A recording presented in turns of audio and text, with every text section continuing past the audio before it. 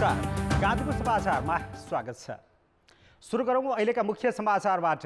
एकै ठाउँमा 13 जना संक्रमित भेटिएपछि उदयपुरको भुल्केमा 250 जनाको परीक्षण गरिँदै संक्रमित पुगेका सबै जिल्लामा सम्पर्क भएका व्यक्तिको खोजी।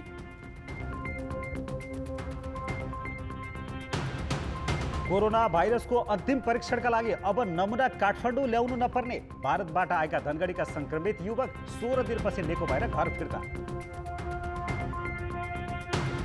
राष्ट्रिय विपदका बेला कर्मचारी परिचालनमा सरकार उदासीन। उपभोग्य वस्तु आपूर्ति र राहत वितरणमा खटाउन सकिने 3 लाख कर्मचारीलाई घरै बसी बसी तलब सुविधा। लकडाउनका कारण साना तथा मझौला उद्यमी बढी मारमा। सहकारीबाट ऋण लिएका सारा व्यवसायप्रति सरकारको व्यवस्था। घरभाडा र किस्ता तिर्न धौधौ। र विश्वभर 6 लाख मानिस कोरोना महामारीबाट सफल उपचारपछि घर फिर्ता। 23 लाख संक्रमित, 1,60,000 को मृत्यु।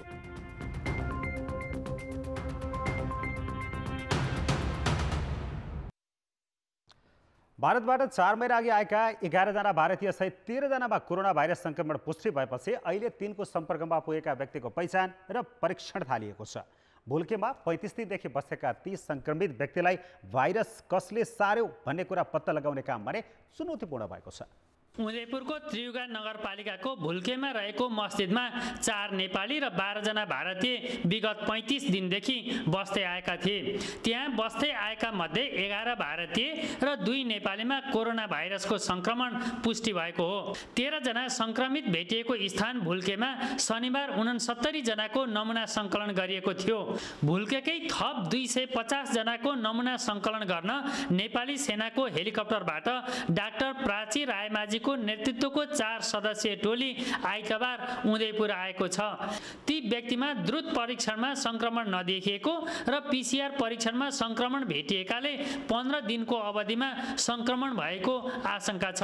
सोही अनुसार अन्तिम बिन्दुबाट परीक्षण सुरु गरी क्रमशः सप्तरी, सुनसरी र मोरङतर्फ आउने रणनीति सरकारले लिएको छ। उहाँहरू चाहिँ यहाँ पूर्वबाट पश्चिम गएको, अब हामी चाहिँ पश्चिमबाट पूर्वतर्फ उहाँहरूका सबै क्रियाकलापहरूको पहिचान गर्दै त्यसको परीक्षण गर्ने र सम्भावित संक्रमितहरूको खोजी गर्ने काममा हामी हिजोदेखि नै लागिसकेका छौँ। 35 दिनदेखि उदयपुरको त्रियुगा नगरपालिकाको भुल्के मस्जिदमा बसेका ती 13 जनासँग को सम्पर्कमा आए ती व्यक्तिको खोजी गरी परीक्षण गर्ने काम सुरु गरिएको छ। उनीहरू बसेका सप्तरीका 4 वटा मस्जिदमा पनि सिल गरिएको छ भने सप्तरीकै सप्तकोशी नगरपालिकाका 74 जनाको द्रुत परीक्षण गरिएको छ। अन्य ठाउँमा समेत द्रुत परीक्षण भइरहेको छ। 4 वटै मस्जिदका क्षेत्रलाई चाहिँ सिल गरिसकेका छौँ। त्यो क्षेत्रमा लकडाउनका साथसाथै चाहिँ थप आवत जावतमा चाहिँ कडाइ गरिएको छ। साथै तिनीहरूको चाहिँ ती मस्जिदमा बसेको बेलाको कन्ट्याक्ट ट्रेसिङ, त्यहाँका मान्छेहरूको कहाँ कता गए भन्ने कुराहरू पनि पत्ता लगाउने क्रममा र तिनीहरूको पनि हामी चाहिँ जाँचको दायरा चाहिँ बढाएका छौँ।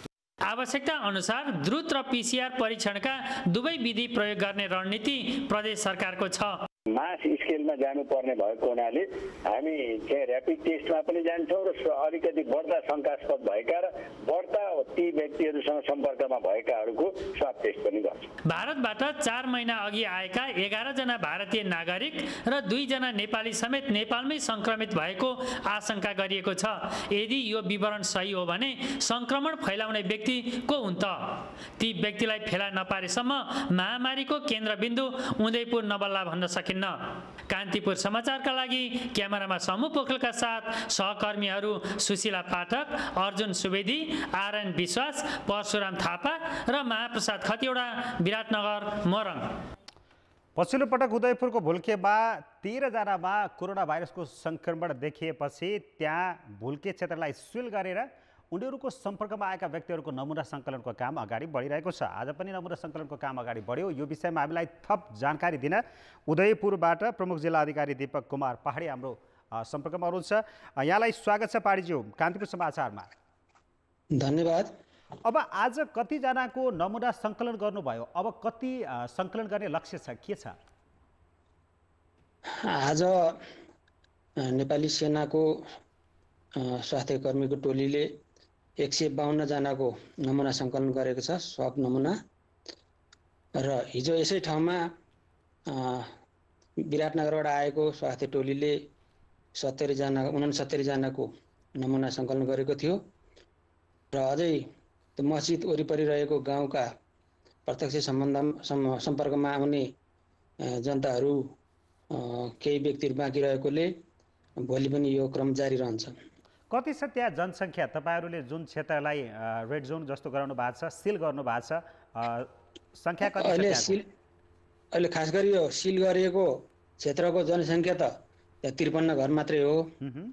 53 घरमा करिब 200 जति जनसङ्ख्या छ। हिजो 69 जनाको गरियो भने अब आज 134 जनाको त्यो सर्कलभित्र गरियो भने 18 जना त्योसँग वरिपरि सम्पर्कमा रहेका व्यक्तिहरूको गरिएको छ र त्यो सर्कलभित्रकै पनि केही व्यक्तिहरू बाँकी छ जसलाई भोलि सङ्कलन गरिनेछ र त्यो बाहेक पनि प्रत्यक्ष रूपमा त्यहाँ सम्पर्क भएका व्यक्तिहरू यहाँ वरिपरिका मस्जिदबाट त्यहाँ गुरुहरूलाई भेट्न जाने समुदायहरूको हामी ट्रेसिङ गर्दैछौँ। उहाँहरूलाई पनि हामी क्रमशः टेस्ट गर्नेछौँ। अब यसको नतिजा कहिले आउँछ? हिजोको नतिजा अब चाँडै देखिन्छ होला र आजको परीक्षणको लागि काठमाडौँ पठाइएको छ टेकुमा। भोलि सङ्कलन गरेको पनि टेकु पठाइन्छ सायद।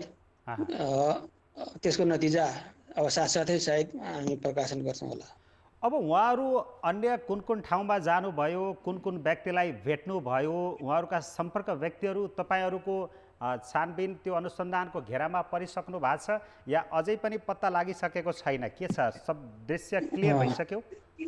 खास गरी मोटामोटी रूपमा उहाँहरूको नेपाल प्रवेशपछि कहाँ कहाँ भ्रमण भयो भन्ने कुरा सामान्यतया हामीले ट्रेसिङ गरेका छौँ।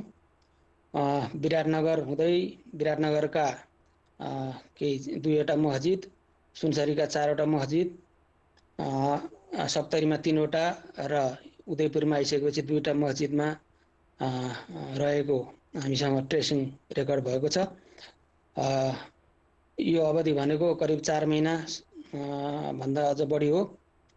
यी ठाउँमा पनि हामीले चाहिँ यो सेयरिङ गरेका छौँ सूचना र यहाँ उदयपुर आइसकेपछि 40 दिनको दरमियानमा 2वटा मस्जिदमा उहाँहरू बसेको रेकर्ड फेला परेको छ र यहाँ अहिले हामीले 200 जना जति त्यो गाउँकालाई गरेका छौँ भने यसभन्दा अगाडि सिबाई भन्ने ठाउँमा मस्जिदमा उहाँहरू बसेको, त्यहाँ 90 जना व्यक्तिहरू सम्पर्कमा आएको भन्ने छ। उहाँहरूको ट्रेसिङ भएको छ र त्यहाँ पनि हामी चाँडै परीक्षण गर्छौँ। त्यसका साथसाथै गाईघाट र कटारी एरियाका मस्जिदका केही व्यक्तिहरू उहाँहरूसँग सम्पर्कमा आएर भेला भएको भन्ने पनि हामीले सूचना प्राप्त गरेका छौँ। उहाँहरूको ट्रेसिङ भइसकेको छ मोटामोटी। उहाँहरूलाई पनि हामीले चाहिँ यो नमुना परीक्षणमा सामेल गर्नेछौँ क्रमशः, भोलि नभए त्यसभन्दा पछाडि। त्यसपछि नतिजाको आधारमा हामी क्रमशः त्यसपछि डिपली अगाडि बढ्नेछौँ। अब यो बाँकी सम्पर्कमा आएका व्यक्तिहरूको नमुना सङ्कलन चाहिँ तपाईँहरू कसरी गर्नुहुन्छ? स्वाब लिएरै पिसिआरका लागि गर्नुहुन्छ या ऱ्यापिड टेस्ट गरेर फेरि पिसिआरमा जाने तयारी गर्दै हुनुहुन्छ? सुरुको दिनमा त हामीले ऱ्यापिड टेस्ट गरेका थियौँ। 16 जनालाई नेगेटिभ आएको थियो। हामीलाई शङ्का लाग्यो, त्यसकारण हामीले घुमेर हिँड्ने ग्रुप भएको हुनाले पिसिआर लियौँ भनेर हामीले सँगसँगै पिसिआरको टेस्ट पनि गरेकोले त्यो नतिजा देखा परेको थियो। अब गर्ने टेस्टमा हामीले ऱ्यापिड नगरेर पिसिआर पद्धति अपनाइरहेका छौँ र हामीले स्रोत साधनले भ्याएसम्म हामी त्यही पद्धतिमा अगाडि बढ्ने भन्ने जानकारी मलाई प्राप्त भएको छ। अब यो भुल्के क्षेत्रलाई तपाईँहरूले सिल गर्नुभएको छ, यसको अर्थ चाहिँ के हुन्छ? त्यहाँभित्र के गर्न मिल्ने, के गर्न नपाउने अथवा कस्ता कस्ता प्रावधानहरू राखिदिनु भएको छ? कसरी कडाइ गर्नुभएको छ? खास गरी अब सिल गर्नुको मतलब सङ्क्रमणका आशंका भएका स्थानमा बसेका व्यक्तिहरू बाहिर सम्पर्कमा नहुन् भनेर उहाँहरूलाई त्यहाँ भित्रै राखिएको हो र बाहिरबाट जाने व्यक्ति र उहाँहरू बाहिर क्रमलाई हामीले त्यहाँ कम्प्लिटली रोकेका छौँ र जबसम्म परीक्षण हुँदैन, त्यसको नतिजा प्राप्त हुँदैन, तबसम्म उहाँहरू त्यहाँ भित्र रहनुहुनेछ र नतिजाको आधारमा क्रमशः खुल्नेछ।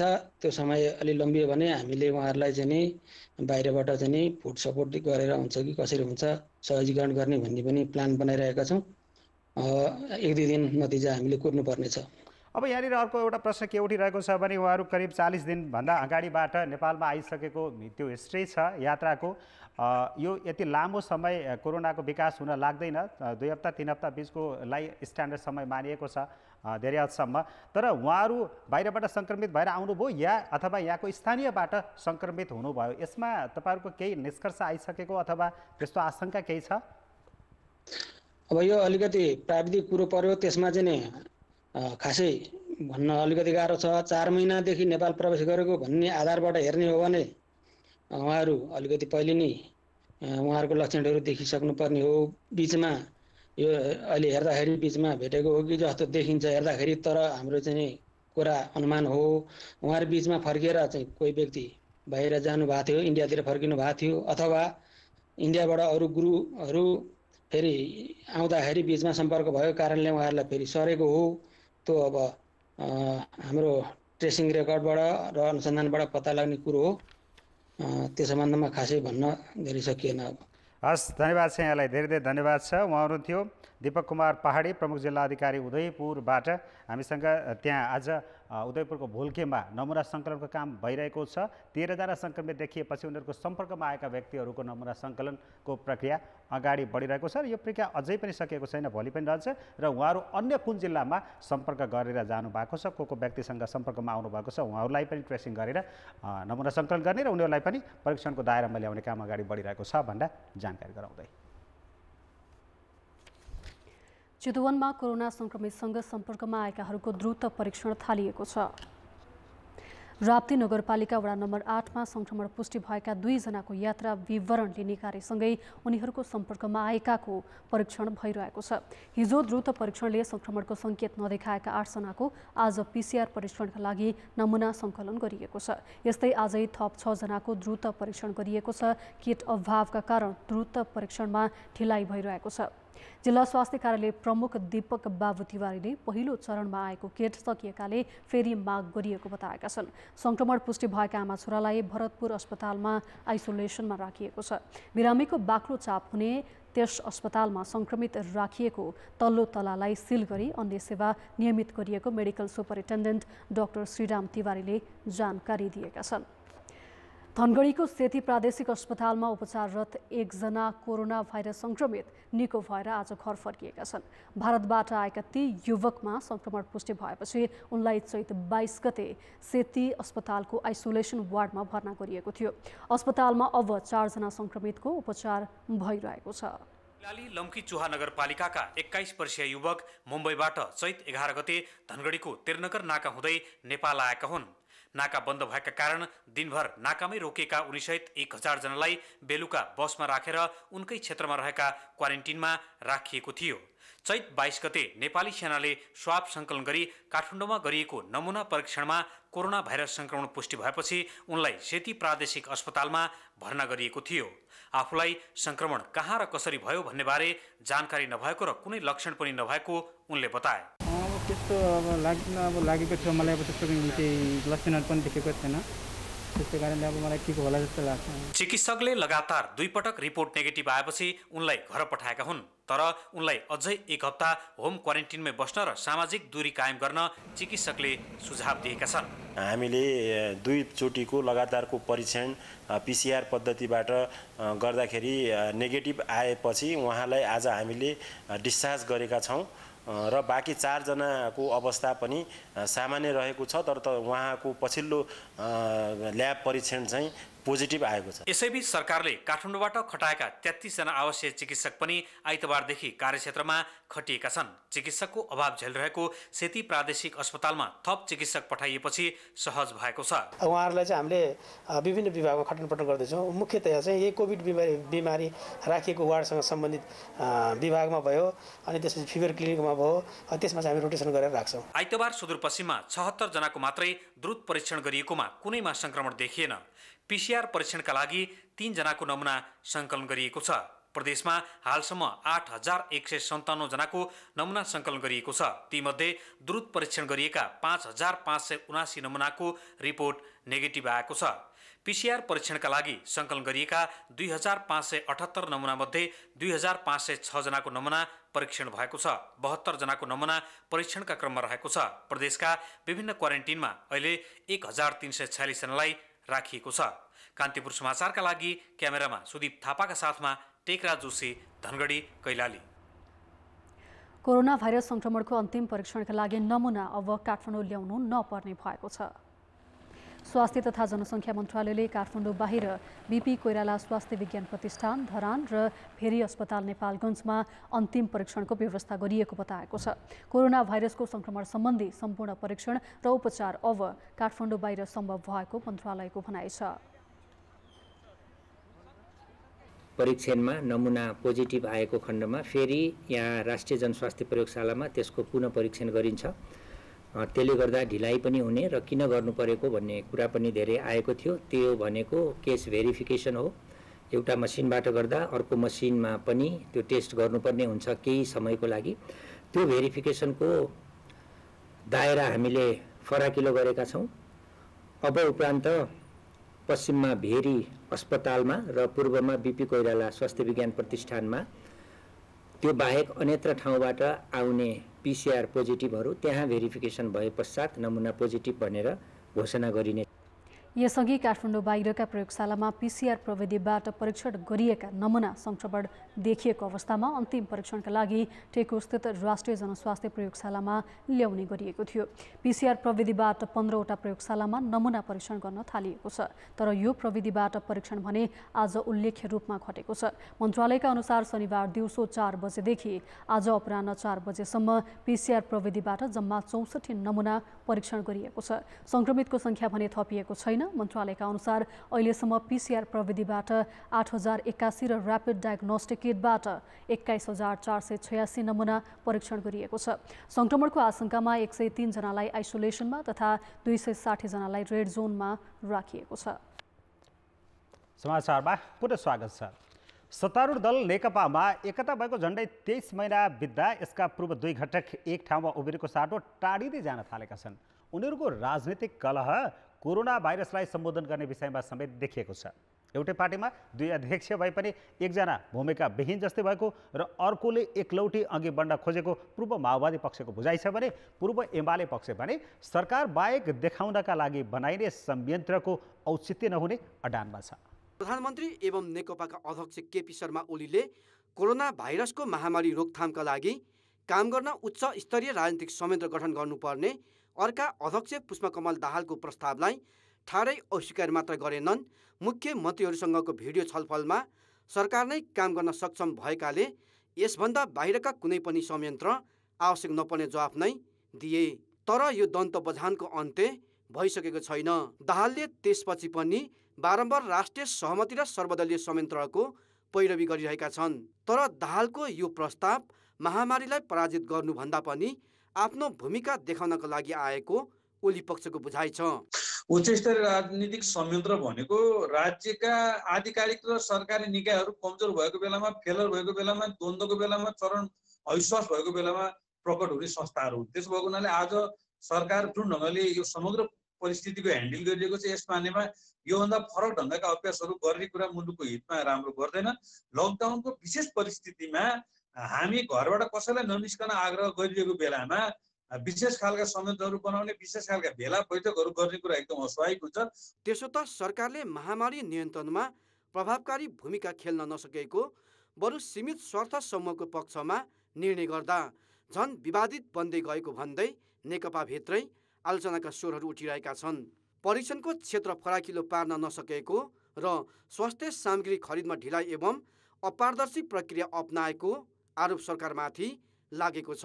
रोजगारी गुमाएर सहरबाट पैदलै गाउँ फर्किनेका पीडा सम्बोधनमा गम्भीरता नदेखाएको आरोप पनि पार्टीभित्र खेप्नु परेको छ। यस्तै पार्टी र सरकारबीच समन्वयको अभाव र एकले अर्कालाई स्वीकार नगर्ने प्रवृत्तिका कारण पनि समस्या देखिएको असन्तुष्ट पङ्क्तिको बुझाइ छ। विज्ञहरू,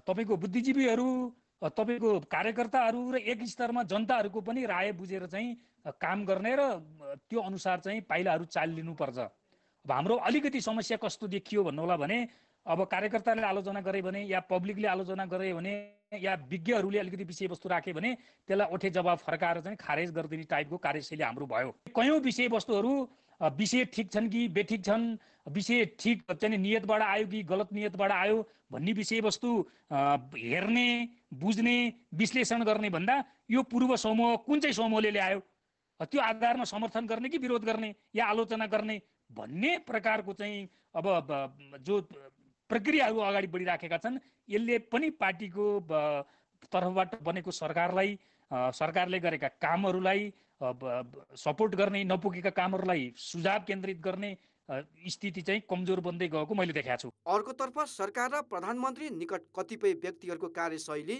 र प्रस्तुतिले पनि पार्टीलाई अप्ठ्यारोमा पार्दै लगेको नेताहरू बताउँछन्। सङ्कटका बेला एकताबद्ध भएर अघि बढ्नुपर्नेमा पार्टीभित्रै सत्ता पक्ष र प्रतिपक्ष जस्तो बनिसक्दा समेत काममा भन्दा कसले अघि सारेको एजेन्डा भन्नेमा बहस हुँदा कामले गति लिन नसकेको उनीहरूको भनाइ छ। समन्वय र सहकार्यको ढङ्गले अगाडि लैजान सकेको भए यो प्रश्नको उत्तर नै दिनुपर्ने थिएन। हामीले आवश्यक मात्रामा छलफलहरू गर्ने, त्यसमा पार्टीलाई पनि सँगसँगै लिएर जाने, जहाँ सरकार छ त्यहाँ पार्टी छ, जहाँ पार्टी छ त्यहाँ सरकार छ, जहाँ जनता छन् त्यहाँ पार्टी र सरकार सँगै छ भन्ने खालको सन्देश दिन सकेको भए अझै यसलाई राम्रो हुन्थ्यो। सायद अब यो हतार, यो सङ्कट समाधान गर्ने मैले अघि नै भने हाम्रो पूर्वाभ्यासको कमी जस्ता विषयहरूले हामीलाई आवश्यक मात्रामा समन्वय गर्नमा व्यवधान खडा गरिरहेको होला जस्तो लाग्छ। अप्ठ्यारो परिस्थितिलाई एक ठाउँमा उभिएर चिर्ने बेला सत्तारूढ दलका नेताहरू स्वार्थकै जोड घटाउ र भूमिकाको खोजीमै रुमलिँदा भरथेक खोजिरहेका आम नागरिक माझ के सन्देश गइरहेको छ एकपटक सोच्ने हो कि। कान्तिपुर समाचारका लागि दशरथ राई, काठमाडौँ। कोरोना भाइरसको संक्रमणका कारण विदेशमा मृत्यु हुने नेपालीको संख्या 28 पुगेको छ। 21 देशमा 1166 जना नेपालीमा संक्रमण देखिएको छ। सबैभन्दा बढी बेलायतमा 17 नेपालीले ज्यान गुमाएका छन्। शनिबार बेलुकासम्म अमेरिकामा 8, संयुक्त अरब इमिरेट्समा 2 र आयरल्यान्डमा 1 जनाको मृत्यु भएको गैर आवासीय नेपाली सङ्घले जनाएको छ। सङ्घले सङ्कलन गरेको तथ्याङ्क अनुसार अमेरिकामा मात्र करिब 700 नेपाली सङ्क्रमित छन्। बेलायतमा 200, युएईमा 71, आयरल्यान्ड र पोर्चुगलमा 22, कुवेतमा 21 र अस्ट्रेलियामा 11 नेपाली सङ्क्रमित छन्। यसै सन्दर्भमा हाम्रा सहकर्मी प्रवीण सेवाकोटीले सङ्घका अध्यक्ष कुमार पन्तसँग विदेशमा रहेका नेपालीले यो महामारीको कसरी सामना गरिरहेका छन् भनेर सोधेका छन्। विशेष गरी अहिले यो कोरोनाबाट सङ्क्रमितहरूको सँगसँगै यसले ल्याएको जुन प्रभाव छ, श्रमिक साथीहरू हाम्रा, अनि त्यस पछाडि विद्यार्थी साथीहरू ठुलो मात्रामा हुनुभएको छ। अहिले अमेरिकामा मात्रै चाहिँ 100औंको सङ्ख्यामा गएर आएको नेपाली साथीहरू सङ्क्रमित हुनुभएको छ। त्यसरी युकेमा नै त्यसरी सङ्क्रमित हुनुभएको छ। स्पेनमा धेरै साथीहरू चाहिँ सङ्क्रमित हुनुभएको छ। लकिली इटालीमा हाम्रा धेरै साथीहरू भएर पनि त्यहाँ सङ्क्रमणको सङ्ख्या ठुलो हुँदाहुँदै पनि गएर आएको नेपाली साथीहरू त्यहाँ सङ्क्रमित हुनुभएको छैन। अहिले मिडल इस्टबाट धेरै रिपोर्टहरू आइरहेको छन्, त्यहाँ धेरै साथीहरू सङ्क्रमित हुनुभएको छ। यसरी जहाँ जहाँ गएर आएको नेपाली साथीहरूको चाहिँ घना बस्ती छ त्यहाँ चाहिँ गएर आएको नेपाली साथीहरू ठुलो सङ्ख्यामा चाहिँ सङ्क्रमित हुँदै जानुभएको छ। यो विवरण तयार कसरी पार्नुभयो र निकै अप्ठ्यारो र उद्धारको पर्खाइमा रहेकाहरूलाई राहत तथा सहयोगका लागि के कस्ता सहयोग पुर्याइरहनु भएको छ? हामीले यो कोभिड-19 को जुन प्रकोप छ, महामारीको प्रकोप, त्यो आइसके पछाडि हाम्रा चाहिँ संसारभरिका हाम्रो 83वटै राष्ट्रिय समन्वय परिषदहरूलाई हामीले पत्राचार गरेर उहाँलाई निर्देशन दिएर हरेक राष्ट्रिय समन्वय परिषदमा यसको राहत र उद्धारको निम्ति भनेर चाहिँ एउटा छुट्टै कमिटी बनाउन लगाएका छौँ। ती कमिटीहरू अहिले संसारभरि सक्रिय छन् र ती कमिटी अन्तर्गतका स्वास्थ्य कमिटीहरू पनि बनाएका छन् र ठुलो सङ्ख्यामा हामीले भोलिन्टियर साथीहरू चाहिँ अहिले परिचालन गरिराखेका छौँ। हामीले विभिन्न अनलाइन फर्महरू भर्न लगाएर त्यहाँको डेटाहरू सङ्कलन गरिराखेका छौँ। हाम्रो चाहिँ हरेक राष्ट्र जस्तो राष्ट्रिय समन्वय परिषदका साथीहरूले, राष्ट्रिय समन्वय परिषदले अनलाइनमा फर्म भर्न लगाउने, कस्तो समस्या के छ, साथीहरूको अवस्था कहाँ कस्तो छ, त्यो सङ्कलन गर्ने र त्यो अनुसार राहतका कार्यक्रमहरू लिएर जाने गरिराखेका छौँ। तपाईँहरूले यसरी सहयोगको विवरण सङ्कलन गर्दाखेरि सरकारी संयन्त्रबाट के खालका सहयोग पाउनुभयो? कुनै सहयोग गरे उनीहरूले? हामीले अब संसारका धेरै देशमा त हाम्रो कूटनीतिक नियोगहरू नै छैनन्। त्यो कूटनीतिक नियोग नभएका ठाउँमा हामीले अवैधानिक कूटनीतिक नियोग जसरी नै काम गरिराख्नु परेछ गैर आवासीय नेपाली सङ्घले। अब कूटनीतिक नियोगहरू भएको ठाउँमा भने त्यहाँ चाहिँ कर्मचारीहरूको अभाव, जम्मा चाहिँ त्यति धेरै ठुल्ठुला चाहिँ जस्तै साउदी अरब, युएई, कतार लगायतका देशहरूमा चाहिँ त्यति धेरै सङ्ख्यामा नेपालीहरू बस्नुहुन्छ। 4-4 लाखको दरले नेपाली बस्नुहुन्छ। त्यहाँ जम्मा 5-7 जना कर्मचारीहरूले काम चलाइरहेको स्थिति छ। त्यस हुनाले अहिलेको अवस्थामा, महामारीको अवस्थामा त्यो कर्मचारीको सङ्ख्या अत्यन्तै न्यून हो र हामीले हाम्रो चाहिँ गैर-आवासी नेपाली सङ्ख्या भोलिन्टियर साथीहरूलाई नै परिचालन गरेका छौँ। कुमारजी, विपदको बेला, यो महामारीका बेला सहयोगका निमित्त तपाईहरूको संयन्त्रमा कति नेपालीहरू आइपुगेका छन् र के कस्तो सहयोगको अपेक्षा गरिरहेका छन्? हामीसँग सहयोग माग्ने साथीहरूमा चाहिँ धेरै विद्यार्थी साथीहरू हुनुहुन्छ। हजारौँको चाहिँ विद्यार्थी सङ्ख्यामा विद्यार्थी साथीहरूले आफू खाना समेत नपाउने अवस्थामा पुगिसकेको, घर भाडा तिर्न नसक्ने अवस्थामा पुगिसकेको, कतिपय ठाउँमा घर मालिकहरूले घर छोड भन्ने अवस्था आइसकेको स्थिति चाहिँ साथीहरूले भनिराख्नु भएको छ। हाम्रो आफू एकदमै अप्ठ्यारो स्थितिमा पुगिसकेको कुरा साथीहरूले हामीलाई दर्शाइराख्नु भएको छ। तर विभिन्न कुराहरूका बावजुद पनि हामीले ती साथीहरूलाई राहतका सामग्रीहरू पुर्याइराख्ने, बस्ने ठाउँ नभएका साथीहरूलाई, विभिन्न साथीहरूलाई एक ठाउँमा कलेक्सन गराएर राख्ने काम चाहिँ गैर-आवासी नेपाली सङ्घले गरिराखेको छ र आजको दिनसम्म कसैलाई पनि भोकै मर्नुपर्ने स्थितिमा चाहिँ हामीले पुर्याएको छैनौँ। हामीले त्यहाँ राहतका कार्यक्रमहरू, खाद्यान्नहरू पुर्याइराखेका छौँ। नेपाल सरकार पनि आफैमा अहिले समस्यामा छ, किनभने नेपालमा पनि सङ्क्रमितको सङ्ख्या 31 पुगिसकेको अवस्था छ। यति बेला सरकारले तत्काल गर्नुपर्ने, गर्न सक्ने र नगरी नहुने काम चाहिँ के हुन्? यति बेला अब अहिले धेरै ठुलो सङ्ख्यामा गैर-आवासी नेपाली साथीहरू नेपाल फर्किन चाहिराख्नु भएको छ। विशेष गरी मिडल इस्टका साथीहरू, कति साथीहरू त्यहाँ चाहिँ हजारौँको सङ्ख्यामा साथीहरू चाहिँ इलिगल डकुमेन्ट्स नभइकन बस्नु भएको छ। त्यस्ता साथीहरू घर फर्किरहेर रहन चाहेको अवस्था छ। मैले यस बारेमा माननीय परराष्ट्र मन्त्रीज्यूसँग पटक कुराकानी गरेको छु। अब हामीले चाहिँ अहिले नेपाल सरकारसँग हाम्रो भएको सहमति भनेको यो अप्रिल महिनाभरि साथीहरू बाहिर जहाँ हुनुहुन्छ त्यहाँ त्यसरी नै सुरक्षित राख्ने र अप्रिल महिना पछाडि परिस्थितिको जटिलतालाई हेरेर साथीहरूलाई नेपाल फर्काउनै लानै पर्ने साथीहरूलाई चाहिँ नेपाल लाने काम पनि सुरु गर्ने भनेर चाहिँ हाम्रो खाली चाहिँ सहमति भएको छ। तपाईँ आफै पनि एनआरएनएको अध्यक्षको हैसियतमा हुनुहुन्छ। नेपालमा स्वास्थ्य सामग्री, त्यसै गरी औषधिको अभावका समाचारहरू पनि तपाईँले पक्कै सुनिरहनु भएकै होला। तपाईँहरूले ती समस्यालाई अलिकति भर्ती गर्नको लागि के काम गरिरहनु भएको छ? हामीले अहिले अब यो कोरोनाको प्रकोप आउने बित्तिकै हाम्रा राहतका कार्यक्रमलाई चाहिँ हामीले दुईतिर बाँडेका छौँ। एउटा नेपालमा, अर्को चाहिँ बाहिर रहेका हाम्रा साथीहरूको बिचमा। नेपालमा हामीले यो जब कोभिड-19 को प्रकोप फैलिने बित्तिकै हामीले कमसेकम पनि 1 करोड रुपियाँ बराबरको सामान नेपालको सरकारलाई, सामान अथवा चाहिँ नगद नेपालको राज्यलाई, सरकारलाई उपलब्ध गराउँछौँ भनेर हामीले भनेका थियौँ। त्यो अन्तर्गत मैले माननीय परराष्ट्र मन्त्रीज्यूलाई र माननीय अर्थमन्त्रीज्यूलाई फोन गरेर हामीले भनेको रकम कहाँ उपलब्ध गराइदिउँ भनिसके पछाडि उहाँहरूले तपाईँहरूले त्यो रकमभन्दा पनि हामीलाई सामान दिनुहोस्, नेपाललाई अहिले सामान धेरै चाहिरहेको छ, विशेष गरी स्वास्थ्य सम्बन्धी सामग्रीहरू हामीलाई चाहिएको छ, त्यो सामान चाहिँ तपाईँले उपलब्ध गराइदिनुहोस् भनेपछि हामीले कोरियाबाट केही सामानहरू किनेर पठाइसकेका छौँ। त्यो सामान स्वास्थ्य सम्बन्धी सामग्रीहरू, त्यसमा किट्स, पिपिई लगायतका सामानहरू नेपाल पुगिसकेका छन्। झन्डै 4000लाई पुग्ने किट्स चाहिँ हामीले 4000 टेस्ट गर्न मिल्ने चाहिँ किट्स नेपाल पुगिसकेका छ। पिपिई पनि नेपालमा पुगिसकेका छ। आज मात्रै अर्को एउटा राहतको सामग्री लिएर चाइनाबाट हाम्रो चाहिँ साथीहरूले आज मात्रै काठमाडौँ, आज बेलुकासम्म काठमाडौँमा झन्डै 2-3 ट्रक सामान आज काठमाडौँ बेलुका आइपुग्छ। यसरी नेपालमा पनि हामीले चाहिँ आवश्यकता अनुसार हाम्रो चाहिँ जुन स्रोत भ्याएसम्म राहतका सामग्री र विशेष गरी स्वास्थ्य सम्बन्धी सामग्रीहरू चाहिँ नेपाल लाने क्रम चाहिँ हामीले जारी राखिरहेका छौँ, त्यो जारी रहन्छ। भारतको उत्तर प्रदेश राज्यको बागवत जिल्लाको खेखडा पुगेका तब्लिगी समुदायका नेपाली मध्ये थप 3 जनामा कोरोना भाइरस देखिएको छ। यससँगै उनीहरूमध्ये 65 वर्षीय एकजनामा मात्र भाइरस देखिएको थियो। स्थानीय प्रहरीका अनुसार तब्लिगी समुदायको सदस्य रहेका 28 जना नेपाली अघिल्लो महिना खेखडा पुगेका थिए, जसमध्ये 4 जनामा संक्रमण पुष्टि भएको छ। भारतका विभिन्न राज्यमा पहिचान भएका कोरोनाका बिरामीहरू सबैजसो तब्लिगी भेलाका सहभागी भएको खुलेपछि भारतको गृह मन्त्रालय र मातहतका निकायले उक्त भेलाका सबै सहभागीको खोजीलाई तीव्रता दिएको थियो। त्यही क्रममा प्रहरीले गत चैत 19 गते उत्तर प्रदेशको बागपत जिल्लामा पर्ने खेखडाको मस्जिदबाट ती 28 नेपालीलाई नियन्त्रणमा लिएको थियो। तर उनीहरू पहिले दिल्लीको इस्लामिक भेलामा सहभागी भएको भनिएकामा अनुसन्धानमा उनीहरू खेखडा लगायतका ठाउँका विभिन्न स्थानीय मस्जिदको भेलामा मात्र सहभागी भएको प्रहरीले बताएको छ। संक्रमित नेपालीलाई हाल मेरठको कोरोना बिरामीका लागि छुट्याइएको अस्पतालमा राखिएको छ। खेखडामा संक्रमण पुष्टि भएका थप 3 जना सहित भारतमा कोरोना भाइरस संक्रमित नेपालीको संख्या 15 पुगेको छ। तीमध्ये 10 जना भारतमा काम गर्न बसेका नेपाली हुन्। बाँकी 5 जना इस्लामिक भेलाका लागि नेपालबाट गएकाहरू हुन्। राष्ट्रिय विपदका बेला कर्मचारीको प्रभावकारी परिचालन अनिवार्य हुन्छ। अझ अहिले सरकारले अत्यावश्यक अवस्थामा घर बाहिर ननिस्किन भनेकाले पसलमा खाद्यान्न किन्नेको भिड रोक्न कर्मचारी परिचालनको आवश्यकता झनै खड्किएको छ। घर घरमै खाद्यान्न पुर्याउन र अलपत्र परेका मजदुरको उद्धारमा परिचालन गर्न सकिने कर्मचारीलाई सरकारले 4 सातादेखि तलब दिएर घरभित्रै राखेको छ। लकडाउनका कारण रोजगारी गुमाएर भोकै पर्ने अवस्थामा पुगेका श्रमिक, असहाय र विपन्न वर्गको लगत सङ्कलनमै कमजोरी भयो। स्थानीय तहका जनप्रतिनिधि घर घरमा पुगेनन्। डेरावालालाई छुट्याए, मतदातालाई रिजाउन राहत पाउनेको सूचीमा राखे।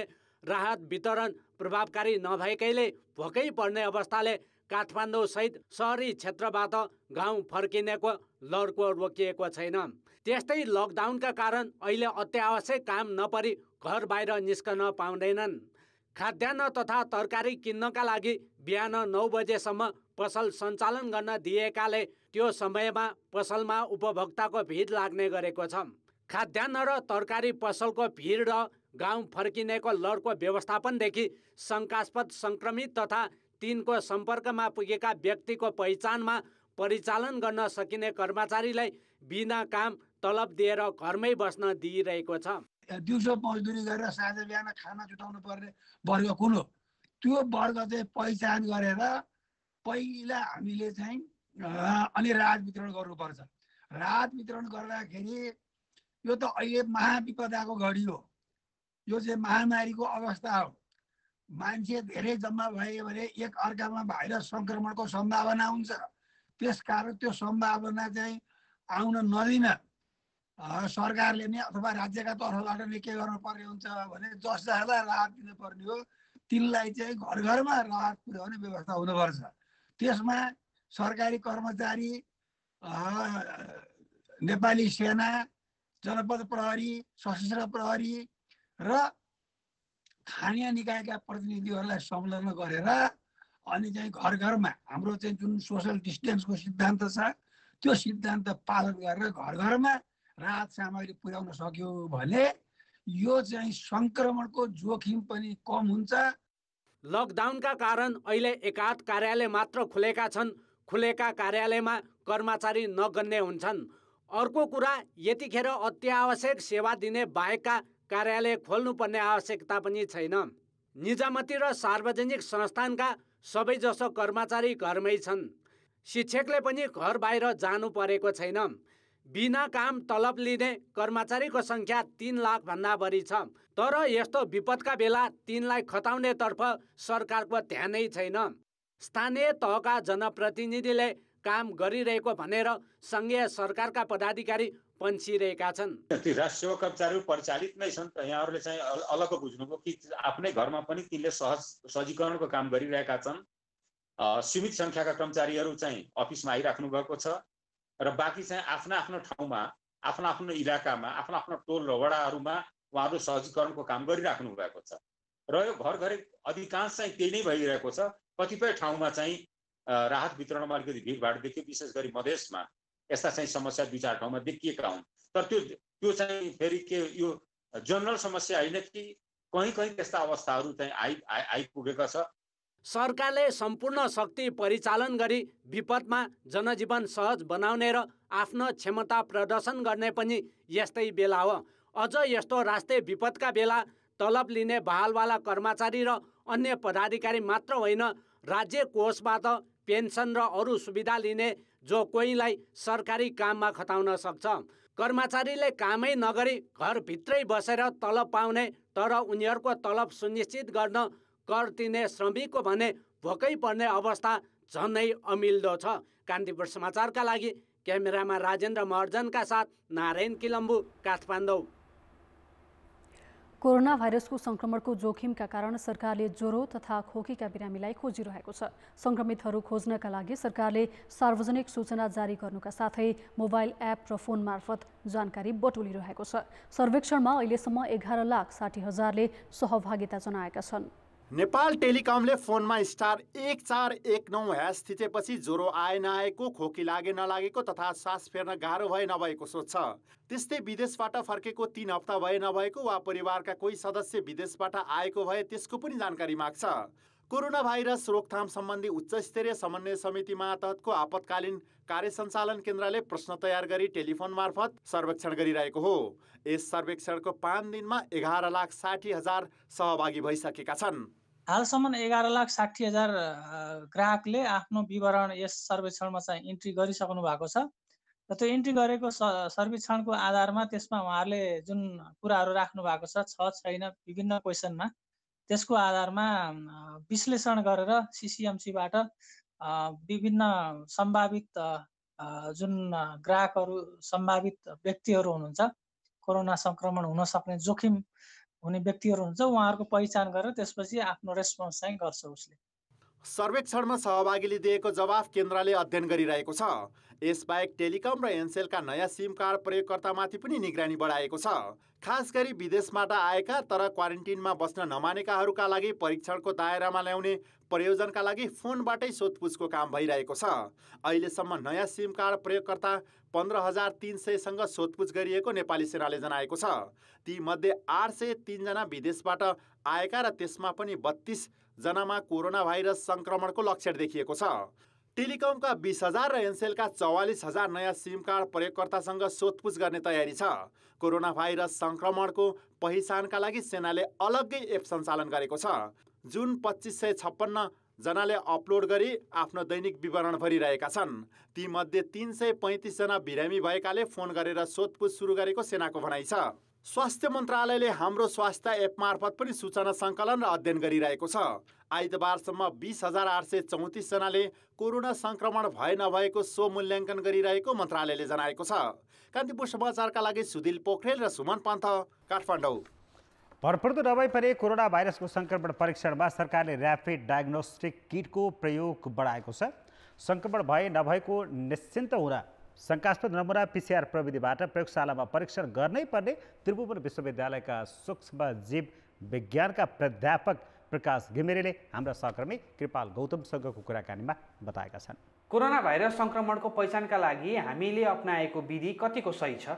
भाइरस डिटेक्सन गर्नको सबैभन्दा उत्तम चाहिँ PRNT भन्ने विधि छ। त्यो अहिले यो भाइरसको लागि उपलब्ध छैन। त्योभन्दा सेकेन्ड विधि भनेको PCR हो।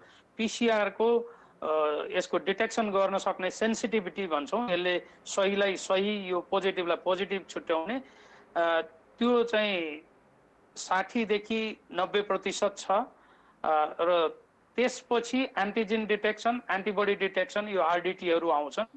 RDTबाट डिटेक्सन गर्ने चाहिँ इन्फेक्सन भएको डिटेक्सन गर्नलाई अहिले युज नगर्नु भन्ने रेकमेन्डेसन छ। किनभने मान्छेलाई इन्फेक्सन भएको हप्ता दिन नभइकन एन्टिबडी बढ्दैन। पहिलो एन्टिबडी बढ्ने भनेको IgM प्रकारको एन्टिबडी बढ्छ। दोस्रो त्यसपछि करिब 4 हप्तादेखि 12 हप्ताभित्रमा IgG एन्टिबडी बढ्छ। अहिले हामी कहाँ यहाँ प्रयोगमा भएको किटमा चाहिँ दुईटै एन्टिबडी कम्बाइन भएको भन्ने सुन्नमा देख्नमा पाइएको छ, जुन कुरा नर्मल्ली कुनै पनि किटमा हुँदैन र यसले हामी डायग्नोसिस गर्न सक्दैनौँ भनेर WHO को 8 अप्रिलको साइन्टिफिक ब्रिफ एडभाइजरीमा प्रश्न आइसकेको छ। ऱ्यापिड टेस्ट किटले पोजिटिभ देखायो भने पनि PCRले नेगेटिभ देखाउँछ र ऱ्यापिड टेस्ट किटले नेगेटिभ देखाए पनि PCRले पोजिटिभ देखाउन सक्छ। जस्तो यिनीहरूको थोरै सम्बन्ध भन्दैन हामीलाई, जस्तो यो कसरी काम गर्छ, के हो यो? PCRमा चाहिँ भाइरस इन्फेक्सन भइसकेपछि भाइरस मान्छेको शरीरमा भएको भाइरस हामीले नाक अथवा मुखबाट थ्रोट स्वाब अथवा नेजल स्वाब त्यो स्वाब लिएर त्यसबाट भाइरस एक्सट्र्याक्सन गर्छौँ। भाइरसबाट त्यसको अनुवंशिक तत्त्व भने RNA हुन्छ। यो RNA भाइरस भएको हुनाले त्यसलाई एक्सट्र्याक्सन गरेर त्यसमा अरू त्यसको कम्प्लिमेन्ट्री DNA राखेर एक्सपान्सन गर्छौँ। भनेपछि भाइरसै छ भने त्यो एक्सपान्सन हुन्छ, पोजिटिभ देखिन्छ। भाइरस छैन भने त्यो देखिँदैन। जबकि एन्टिबडी डिटेक्सन गर्ने भने चाहिँ इन्डाइरेक्ट मेथड हो। यो चाहिँ डाइरेक्ट मेथड होइन। त्यसमा मान्छेलाई संक्रमण भएपछि मान्छेको शरीरमा पैदा हुने एन्टिबडी प्रतिक्रिया स्वरूप पैदा हुने एन्टिबडी डिटेक्सन गर्ने हो। त्यसकारण यो दुईटा चाहिँ फरक विधि हो। पहिलो पिआरएनटी नहुँदाखेरि भाइरसै डिटेक्सन गर्ने, भाइरसको जिन नै डिटेक्सन गर्ने नै सबैभन्दा उपयुक्त विधि हो।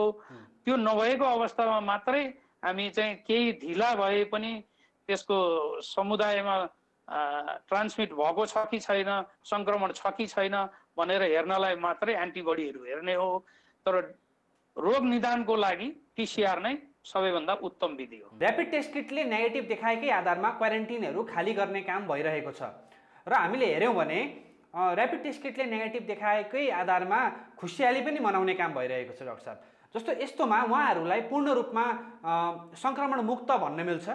मिल्दैन, स्पष्ट रूपमा यो भन्न मिल्दैन। ऱ्यापिड टेस्ट किटमा डिटेक्सन गर्ने भनेको एन्टिबडी हो। आइजिएम एन्टिबडी छैन भने एक्टिभ इन्फेक्सन छैन भन्ने बुझिन्छ। आइजिजी एन्टिबडी छैन भने यो मान्छेलाई कहिले पनि यो भाइरसले संक्रमण गरेको छैन र यो मान्छेको शरीरले त्यो भाइरसको विरुद्ध प्रोडक्सन गर्नुपर्ने एन्टिबडी प्रोडक्सन गरेको छैन भन्ने बुझिन्छ। अब मेरो अहिलेसम्मको पढाइको बुझाइमा संक्रमण भएका मान्छेमा आइजिजी डेभलप भइसकेपछि त्यो मान्छेको शरीरले भाइरसलाई मार्छ। बरु आइजिजी भएको मान्छे चाहिँ इम्युन हुन्छ, आइजिएम भएको मान्छे इम्युन हुँदैन। यो टेस्ट नेगेटिभ भन्दैमा खुसी मनाउनु पर्ने, यो पोजिटिभ भन्दैमा दुःख मनाउनु पर्ने मैले कुनै पनि यो साइन्टिफिक एभिडेन्स देख्दिनँ। यो चाहिँ ऱ्यापिड टेस्टको आधारमा हैन डाक्टर साहब? जस्तो ऱ्यापिड टेस्टले चेक गरेको चाहिँ बिरामीहरूले। हजुर हजुर। हाम्रोमा सबैलाई भरपर्दो विधिबाट परीक्षण गर्नको लागि सरकारले अब के गर्न जरुरी छ? एउटा सबै प्रदेशमा भएका ल्याबोरेटरीहरू स्ट्रेन्थेन गर्नु पर्यो। त्यसको लागि ल्याबोरेटरीको फिजिकल इन्फ्रास्ट्रक्चर, भौतिक पूर्वाधार, मेसिन, अनि biosafety, reagents, logistic, trained human resource, त्यसपछि त्यो सबै कलेक्सनदेखि इन्टरप्रिटेसनसम्मको क्वालिटी एस्युरेन्स गर्नु पर्यो। नेसनल लेभल ल्याबोरेटरीले एउटा दुईटा टेस्ट गरेर बस्ने होइन, त्यसले देशभरिको क्वालिटी एस्युरेन्स गर्नु पर्यो। त्रिभुवन विश्वविद्यालय, क्षय केन्द्र सबैमा गरी हाम्रोमा 80 भन्दा बढी पिसिआर मेसिनहरू रहेछ। यिनीहरू सबैलाई सदुपयोग कसरी गर्न सकिन्छ? जुन जुन प्रयोगशालाको यो जैविक सुरक्षा प्रणाली राम्रो छ त्यो प्रयोगशालामा बिरामीको स्याम्पल सिधै निदानको लागि जाँच गर्न सकिन्छ। जुन प्रयोगशालाको जैविक सुरक्षा त्यति बलियो छैन त्यो प्रयोगशालाहरू यो क्वालिटी एस्युरेन्स भने गुणस्तरीयता, अरू प्रयोगशालाहरूले जाँचेका टेस्टहरू भ्यालिडेसन गर्ने, गुणस्तरीयता प्रमाणित गर्ने कुरामा, अनि हाम्रो देशमा कहाँ कहाँ यो रोग कति अवस्थामा, कुन उमेर समूहमा, कुन जातिमा, कुन गाउँमा कसरी छरिएको छ, यो जाँच गर्नलाई विश्वविद्यालयहरूको प्रयोगशालाहरू र अरू प्रयोगशालाहरू प्रयोगमा ल्याउन सकिन्छ। सरकारले यसलाई प्रयोग गर्न ढिला गर्नु हुँदैन। यति ठुलो महामारी छ, हाम्रोमा विश्वविद्यालयहरू र अरू अनुसन्धान गर्ने संस्थाहरूको भूमिका किन नदेखिएको होला? कहाँ छन् तिनीहरू अहिले? विश्वविद्यालयको उपकुलपतिले स्वास्थ्य मन्त्रालयमा उहिले पत्राचार गरिसक्नु भएको छ। विश्वविद्यालय तयार छ र मेरो जानकारी अनुसार त्रिभुवन विश्वविद्यालयको एउटा रियल टाइम पिसिआर कर्णाली प्रदेशमा चाँडै नै जाँदैछ। हाम्रै मान्छे गएर ट्रेन गरेर क्यापेसिटी बिल्डिङ गर्ने कुरा भइराखेको छ र धरानको बिपी कोइराला इन्स्टिच्युटको पनि प्रयोगमा आइराखेको छ। चितवनको एग्रिकल्चर युनिभर्सिटीको पनि चितवनमा प्रयोगमा आइराखेको छ।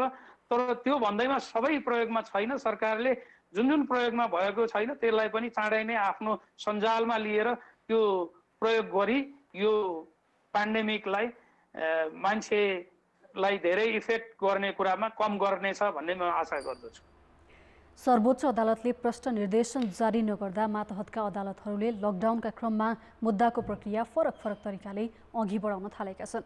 एउटै प्रकृतिका मुद्दामा जिल्ला अदालतका आदेशहरू समेत फरक फरक देखिन थालेका छन्। सर्वोच्च अदालतका सबै न्यायाधीशहरूको बैठक फुलकोटले चैत 28 गते मातहत अदालतलाई एक निर्देशन जारी गर्यो। त्यसमा लकडाउन लम्बिँदै गएको भन्दै अभियुक्तलाई हिरासतमा राख्न अनुमति दिने, अभियोग पत्र दर्ता गर्ने, बयान लिने, थुनछेक आदेश गर्ने लगायतका काम नरोक्ने उल्लेख थियो। सर्वोच्चले नै भनेपछि मातहतका अदालतले पहिले रोकिएका काम कारबाही सुरु गरे। तर त्यो निर्देशन 3 दिन पनि टिकेन। वैशाख 1 गते सर्वोच्चका मुख्य रजिस्ट्रार नृपध्वज निरौलाले स्वास्थ्य परीक्षणलाई प्राथमिकतामा राखेर सुनवाई गर्न परिपत्र गरे। तर यस बीचमा उस्तै प्रकृतिका काममा अदालतले फरक अभ्यास गरे। काठमाडौँ जिल्ला अदालतका न्यायाधीश श्रीकृष्ण भट्टराईले वैशाख 4 गते संक्रमणको डर देखाएर सुनवाई नै अघि बढाएनन्। उनले पहिले अभियुक्तको स्वास्थ्य परीक्षण गर्न भने।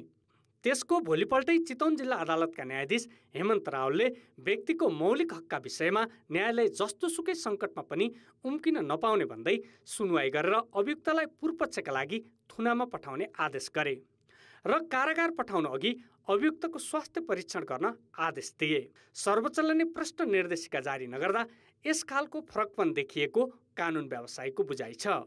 जघन्य अपराध बाहेक अन्य अपराधमा भएका अभियुक्त या थुनुवाहरूलाई चाहिँ तारिकमा धरोटीमा छाड, वारेन्ट पूर्ति जारी भइसकेका मान्छेलाई पनि पक्राउ नगरेर मुद्दाको अनुसन्धान गरेर अभियोजन गर। अर्थात् यो पिरियडमा चाहिँ मान्छे नसमाप्त भएकालाई पनि छोड भन्ने खालको मकसद देखिन्छ।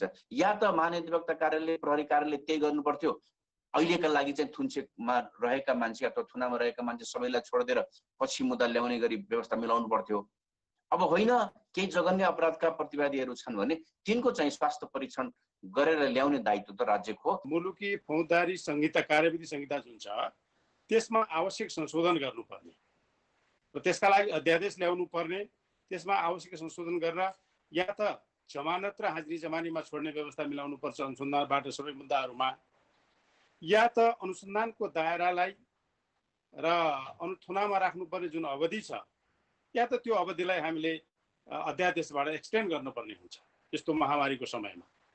त दुईटा उपाय बाहेक तेस्रो उपाय मैले चाहिँ यहाँ देख्दिनँ।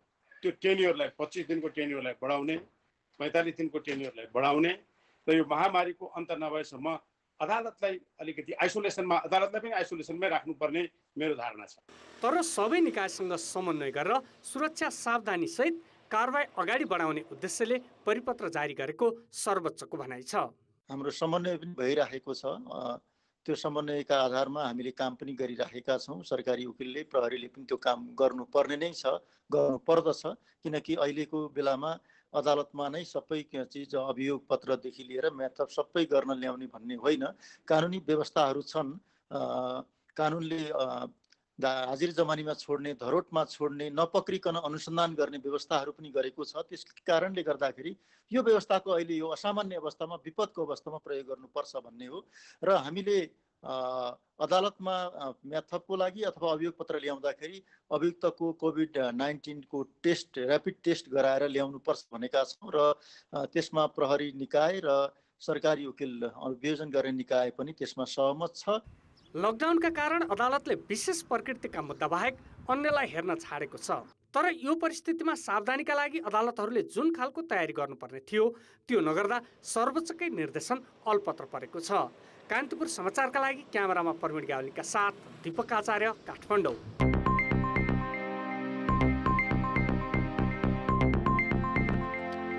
लकडाउनका कारण उद्योग धन्दा ठप्प भएपछि नेपाल राष्ट्र ब्याङ्कले ऋणको किस्ता तिर्ने अवधि 3 महिना थप गरिदिएको छ। यसले बैंक तथा वित्तीय संस्थाबाट ऋण लिनेलाई केही राहत पुगे पनि खास गरी साना उद्यमीको समस्यामा भने सरकारको ध्यान जान सकेको छैन। लकडाउनका कारण व्यापार व्यवसाय प्रभावित भएपछि उद्योगी व्यवसायको आग्रहमा राष्ट्र ब्याङ्कले किस्ता तिर्ने अवधि असार मसानसम्मका लागि थपिदिएको छ। तत्कालका लागि केही राहत अनुभव गरेका उद्योगी व्यवसायले नेपाल उद्योग वाणिज्य महासङ्घ र नेपाल उद्योग परिसङ्घ मार्फत थप सुविधाका लागि लबिङ गरिरहेका छन्। तर साना उद्यमीलाई परेको मर्कामा न कसैले पहल कदमी लिएको छ न त सरकारले नै ध्यान दिएको छ। साना उद्यमीले सहकारीबाट 14% भन्दा बढी ब्याजमा ऋण लिएका छन्। तर उनीहरूले व्यापार व्यवसाय गर्न नपाएकै 3 साता नागिसकेको छ। एकातिर घर भाडा र कर्मचारीको तलबको चिन्ता, अर्कोतिर ऋणको किस्ता तिर्न समस्या। सहकारीले प्रवाह गरेको ऋणको किस्ता बुझाउने अवधि बढाउने बारेमा सरकारका कुनै निकायबाट पनि निर्णय भएको छैन। अझ लकडाउन कहिलेसम्म लम्बिन्छ भन्ने यकिन नभएकाले खर्च व्यवस्थापन चुनौतीपूर्ण हुने मात्र होइन, व्यवसाय सञ्चालनमै समस्या हुन देखिन्छ। थप लोन उपलब्ध गराउनु पर्यो एउटा। अर्को के छ भने यस अवधिको लागि हाम्रो उद्योगमा कल कारखानामा काम गर्ने मजदुरहरूको लागि हामीले चैत महिनासम्म हामीले तलब एन्तेन प्रकारले दियौँ। अब उपरान्त हामीले दिन सक्ने अवस्था हामीसँग छैन। त्यसैले गर्दाखेरि बाँकी अवधिको लागि नेपाल सरकारले ती कामदारहरूलाई राहतको प्याकेज एउटा घोषणा गरेर उद्योग मैत्री वातावरण निर्माण गर्नु पर्यो। देशभर अहिले 4,62,600 उद्योग व्यवसाय दर्तामा रहेकामा 880 ठूला उद्योग हुन्। 4,60,000 व्यवसाय दर्तै छैनन्। साना खालका व्यवसाय गर्नेले पैतृक सम्पत्तिबाट 33% लगानी गरेका छन् भने 16%ले बैंक तथा वित्तीय संस्था र 6%ले सहकारी संस्थाबाट ऋण लिएका छन्। ऋण लिने उद्यमी 50% भन्दा बढी छन्। साना उद्योग व्यवसायले औसतमा 9 जनाका दरले रोजगारी दिएको राष्ट्र बैंकको तथ्याङ्क छ। त्यसैले साना उद्योगी व्यवसायलाई लक्षित गरी अलग्गै प्याकेज ल्याउनु पर्ने विज्ञको सुझाव छ। मझौला र स्वरोजगार खालका जुन उद्योगहरू गरिरहेका छन्, पहिलो मर्ने ती उद्योगहरू हुँदैछन्। त्यसो भएको हुनाले ती उद्योगहरूले लिएका ऋणलाई दिने जुन राहतको ब्याजको किस्ताबन्दीको छ, तिनीहरूलाई छुट्टै प्राथमिकतामा राखिनुपर्छ। तिनीहरूलाई पनि ठुला उद्यमीहरू जो वर्षौँदेखि अरबौँको नाफा गरिराखेका छन्, उनीहरूलाई सरह चाहिँ नि किस्ता पछितिर अरबौँको ऋण लिने र 2 लाख रुपियाँ चाहिँ नि माइक्रो फाइनान्सबाट ऋण लिनेलाई तिर भनेर झारा टार्ने काम सरकारले गर्नु हुँदैन, प्राथमिकीकरण गर्नु पर्यो। यस्ता साना व्यवसाय समस्यामा परे त्यसको असर बैंक तथा वित्तीय संस्था र सहकारीको ऋण त डुब्छ नै, ठूलो संख्यामा रोजगारी पनि गुम्छ। यसैले साना उद्यमीका समस्यालाई सम्बोधन गर्ने तदारुकताको खाँचो छ। कान्तिपुर समाचारका लागि सुधिल पोखरेल, काठमाडौँ। ग्यासमा कालोबजारी गर्ने व्यवसायलाई आज कैलालीको धनगढीमा 3 लाख रुपियाँ जरिवाना गरिएको छ। अनुगमनका क्रममा धनगढी उपमहानगरपालिका 6 मटियारीमा रहेको शुभ समयजी ग्यास सप्लायर्सले बढी शुल्क लिएर सिलिन्डर बिक्री गरेको पाइएपछि सञ्चालक हेमन्ती पाललाई 3 लाख रुपियाँ जरिवाना गरिएको हो। संयुक्त अनुगमनका क्रममा 1340 पर्ने ग्यास सिलिन्डरको 1375 रुपियाँ लिएर बिक्री गरेको पाइएपछि जरिवाना गरिएको वाणिज्य तथा आपूर्ति कार्यालय धनगढीका प्रमुख कमल पुन मगरले जानकारी दिए। परिस्थितिलाई बुझ्ने र त्योसँग जुझ्ने तरिका आफ्नै हुन्छन्, तर ती बुझाइ र अनुभूतिलाई आकार दिने जाँगर सबैमा नहुन सक्छ। कोरोना भाइरसको प्रकोप र यसलाई नियन्त्रणका लागि गरिएको लकडाउन बीच मनमा आएका तर्कनालाई तपाईँहरूमध्ये कतिले आकारमा ढाल्नुभयो त? काठमाडौँ नक्सालमा बस्ने कलाकार नरेन्द्र बहादुर श्रेष्ठले भने 73 वर्ष उमेरमा पनि आफ्नो कोरोना अनुभवलाई यसरी आकारमा उतारेका छन्। कविता लेख्न मैले प्रयत्न गरेँ, तर किन थाहा छैन कविता लेख्नै सकेन। 2-4 लाइन लेख्छु, त्यसको बादमा त्यो बन्द भइहाल्छ कि मन कहीँ पनि मतलब स्थिर छैन। अब केही न केही त गर्नुपर्छ भनेपछि मसँग माटो यो चाहिँ प्ले मसँग थियो। कल्पना गर्दा गर्दा गर्दा मैले चाहिँ मतलब चाहिँ खुट्याएँ। अब मेन चिज के छ भन्छ भने यो विश्वमा हामी मानवले धेरै दोहन गर्यौँ। विश्व ब्रह्माण्ड सबै हामीले आफ्नै ठान्यौँ र म बाहेक अरू कोही पनि छैन। यो धरती माता निकै चाहिँ हामीसँग आक्रोश रहेछ। अब यो जुन किसिमको हाम्रो ब्रह्माण्ड, जुन किसिमको हामी चाहिँ पृथ्वीमा हामी बसिरहेका छौँ, कहिले सुनामी आइरहेको छ, कहिले भूकम्प आइरहेको छ, तर अहिलेको यो जुन जुन किसिमको चाहिँ तपाईँको यो कोरोना भाइरस आयो, किनभने हामीले कोरोना भन्ने बिर्स्यौँ भने हे तिमीहरूले चाहिँ के छ भने अब विश्वले नै अब थाहा पाउनु पर्यो कि वास्तवमा मानवीयता भनेको के हो। तिमीहरूको निमित्त मात्रै होइन, हरेक व्यक्तिको निमित्त हामीले सृजना गरेका चिजहरू उनीहरूको पनि हो।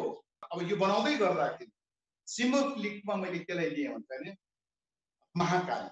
तपाईँले हेर्नुहोस् यहाँ चाहिँ के छ, एउटा महिलाको रूपमा तपाईँले आमाले दुध खुवाउँछ भन्छ, त्यो आमाले दुध खुवाएको कारणले गर्दाखेरि आज हामी बाँचेका छौँ।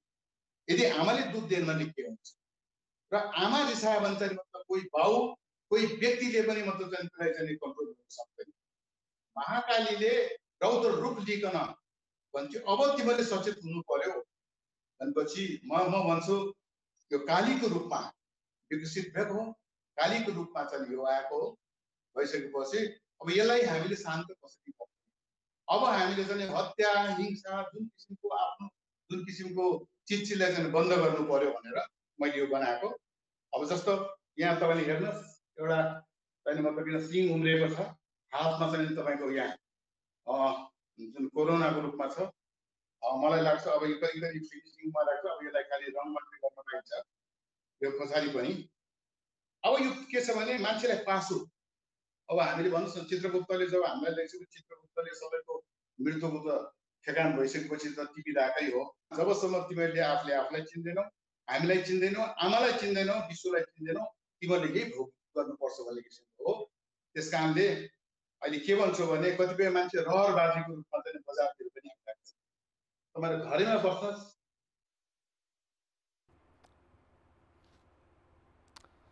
अब जनमतको अन्तिम परिणाम। जनमतमा हिजो हाम्रो प्रश्न थियो सेवा पारीबाट आउने गाडीका चालकको स्वास्थ्य परीक्षण किन नगरिएको होला? ए, जोखिम नदेखेर, बी, आवश्यकै नठानेर, र सी, लापरवाहीको नमुना। जनमतको अन्तिम परिणाम यस्तो छ, ए, जोखिम नदेखेरमा मात्र 5%, बी, आवश्यकै नठानेमा 40%, र सी, लापरवाहीको नमुनामा 55%। अब जनमतमा आजको प्रश्न। आजको प्रश्न छ, राष्ट्रिय विपदका बेला खाली बसेका कर्मचारीलाई कसरी उपयोग गर्नुपर्ला? ए, घर घरमा उपभोग्य वस्तु पुर्याउन लगाउने, बी, शङ्कास्पद सङ्क्रमितको खोजी गर्न लगाउने, र सी, अलपत्र बटुवाको उद्धारमा खटाउने। जनमतको अन्तिम परिणाम भोलि बेलुकी 8 बजेको कान्तिपुर समाचारमा प्रसारण गर्नेछौँ। कृपया 34001मा SMS गरी आफ्नो मत व्यक्त गर्नुहोला। कान्तिपुर समाचार अहिलेलाई सकियो।